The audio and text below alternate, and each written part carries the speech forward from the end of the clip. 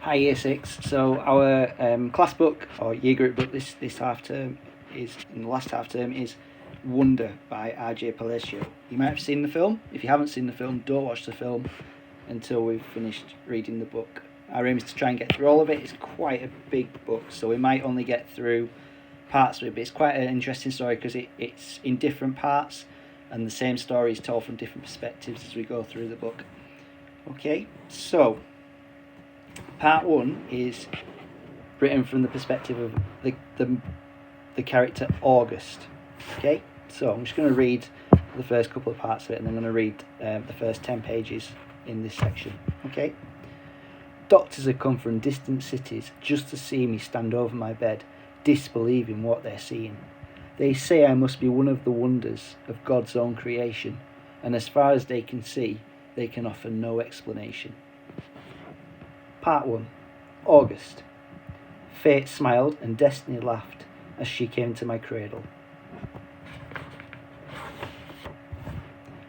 Ordinary. I know I'm not an ordinary 10-year-old kid. I mean, sure, I do ordinary things. I eat ice cream, I ride my bike, I play ball, I have an Xbox. Stuff like that makes me ordinary, I guess. And I feel ordinary, inside. But I know ordinary kids don't make other ordinary kids run away screaming in the playgrounds.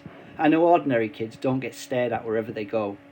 If I found a magic lamp and I could have one wish, I would wish that I had a normal face, that no one ever noticed at all.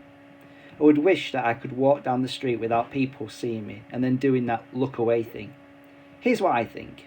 The only reason I'm not ordinary is that no one else sees me that way. But I'm kind of used to how I look by now. I know how to pretend I don't see the faces that people make. We've all gotten pretty good at that sort of thing. Me, Mom and Dad. Via. Actually, I take that back. Via's not so good at it. She can get really annoyed when people do something rude. Like, for instance, one time in the playground, some older kids made some noises. I don't even know what the noises were exactly because I didn't hear them for myself. But Via heard and she just started yelling at the kids. And that's the way she is. I'm not that way. Via doesn't see me as ordinary. She says she does. But if I were ordinary, she won't feel like she needs to protect me as much. And Mum and Dad don't see me as ordinary either. They see me as extraordinary. I think I'm the only person in the world who realises how ordinary I am. So the only person who realises how ordinary I am is me. My name is August, by the way. I won't describe what I look like. Whatever you're thinking, it's probably worse. Why I didn't go to school. Next week I start 5th grade. Since I've never been to a real school before, I'm pretty much totally and completely petrified. People think I haven't gone to school because of the way I look, but it's not that. It's because of all the surgeries that I've had. 27 since I was born. The bigger ones happened before I was even 4 years old, so I don't remember those. But I've had 2 or 3 surgeries every year since then. Some big, some small. And because I'm little for my age, and I have some other medical mysteries that doctors never really figured out, I used to get sick a lot. That's why my parents decided it was better that if I didn't go to school. I'm much stronger now though. The last surgery I had was 8 months ago, and I probably won't have to have any more for another couple of years. Mum homeschools me. She used to be a children's book illustrator. She draws really great fairies and mermaids. Her boy stuff isn't so hot though. She once tried to draw me a Darth Vader, but it ended up looking like some weird mushroom-shaped robot. I haven't seen her draw anything in a long time. I think she's too busy taking care of me and Via. I can't say I always wanted to go to school because that wouldn't be exactly true. What I wanted was to go to school, but only if I could be like every other kid going to school. Have lots of friends and hang out after school and stuff like that. I have a few really good friends now. Christopher is my best friend, followed by Zachary and Alex. We've known each other since we were babies, and since they've always known me the way I am, they're used to me. When we were little, we used to have play dates all the time, but then Christopher moved to Bridgeport in Connecticut. That's more than an hour away from where I live in North River Heights, which is at the top tip of Manhattan, and Zachary and Alex started going to school. It's funny, even though Christopher's the one who moved far away, I still see him more than I see Zachary and Alex. They all have these new friends now. If we bump into each other on the street, they're still nice to me though. They always say hello. I have other friends too, but not as good as Christopher and Zach and Alex were. For instance, Zach and Alex always invited me to their birthday parties when they were little, but Joel and Eamon and Gabe never did. Emma invited me once, but I haven't seen her in a long time. And of course I always go to Christopher's birthday. Maybe I'm making too big a deal about birthday parties. How I came to life. I like it when Mum tells a story because it makes me laugh so much. It's not funny in the way that a joke is funny, but when Mum tells it, Via and I just start cracking up. So when I was in my mum's stomach, no one had any idea I would come out looking the way I look. Mum had Via 4 years before, and that had been such a walk in the park, Mum's expression, that there was no reason to run any special tests. About 2 months before I was born, the doctors realised there was something wrong with my face, but they didn't think it was going to be bad. They told Mum and Dad I had a cleft palate and some other stuff going on. They called it small anomalies. There were 2 nurses in the delivery room that night. One was very nice and sweet. The other one, Mum said, did not seem at all nice or sweet. She had very big arms, and here comes the funny part. She kept farting. Like she'd bring Mum some ice chips and then fart. She'd check Mum's blood pressure and then fart. Mum says it was unbelievable because the nurse never even said excuse me.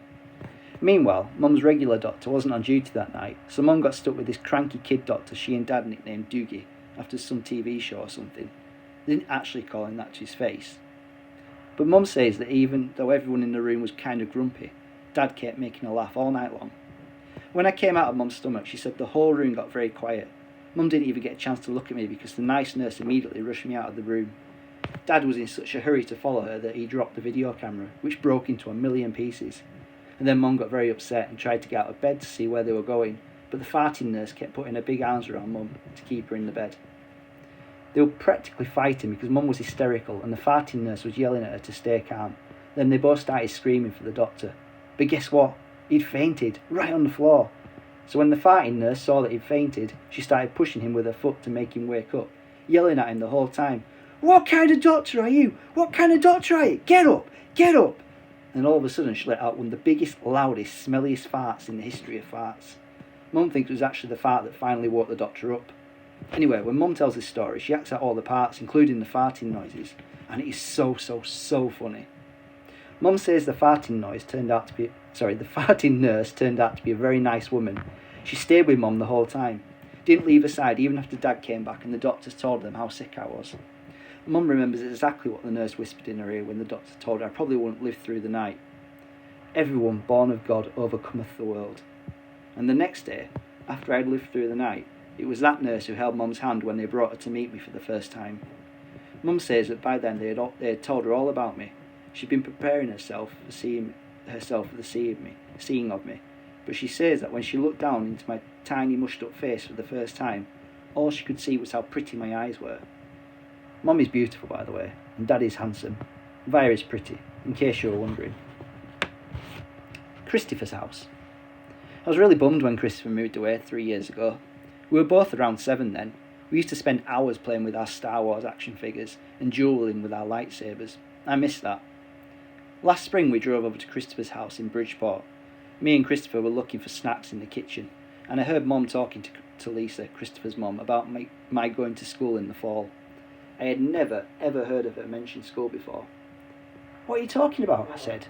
Mum looked surprised, like she hadn't meant for me to hear that. "You should tell him what you've been thinking, Isabel," Dad said. He was on the other side of the living room talking to Christopher's dad. "We should talk about it later," said Mum. "No, I want to know what you're talking about," I answered. "Don't you think you're ready for school, Oggy?" Mum said. "No," I said. "I don't either," said Dad. "Then that's it, case closed," I said, shrugging, and I sat in her lap like I was a baby. "I just think you need to learn more than I can teach you," Mum said. "I mean, come on, Oggy, you know how bad I am at fractions." "What school?" I said. I already felt like crying. "Beecher Prep, right by us." "Wow, that is a great school, Oggy," said Lisa, patting my knee. "Why not Via School?" I said. That's too big," Mum answered. "I don't think that would be a good fit for you." "I don't want to," I said. I admit, I made my voice sound a little babyish. "You don't have to do anything you don't want to," Dad said, coming over and lifting me out of Mum's lap. He carried me over to sit on his lap on the other side of the sofa. "We won't make you do anything you don't want to do." "But it would be good for him, Nate," Mum said. "Not if he doesn't want to," answered Dad, looking at me. "Not if he's not ready." I saw Mum look at Lisa, who reached over and squeezed her hand. "You guys will figure it out," she said to Mum. "You always have." "Let's just talk about it later," said Mum. I could tell she and Dad were going to get in a fight about it. I wanted Dad to win the fight, though a part of me knew Mum was right. And the truth is, she really was terrible at fractions.